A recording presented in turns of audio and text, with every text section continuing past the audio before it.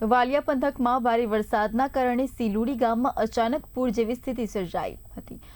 ગામ બેટમાં ફેરવાઈ ગયું હતું। પોતાના પાણી ગામમાં ઘૂસી જતા 10 થી વધુ ઘરોમાં પાણી ભરાયા હતા અને ગ્રામજનોમાં અફરાતફરી મચી ગઈ હતી। અનેક લોકોની ઘરવખરી છોડીને બહાર નીકળવું પડ્યું હતું। તો તંત્ર તાત્કાલિક હરકતમાં આવ્યું અને આશરે 50 લોકોને સુરક્ષિત રીતે ગામની શાળામાં સ્થળાંતર કરવામાં આવ્યા હતા।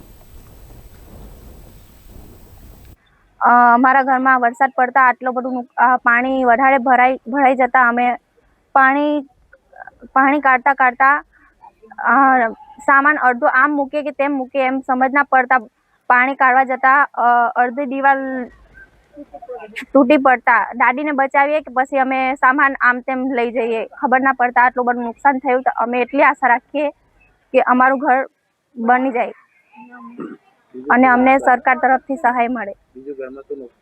અને અનાજ પાણી એવું કશું નહીં, ડોક્યુમેન્ટ અને બધું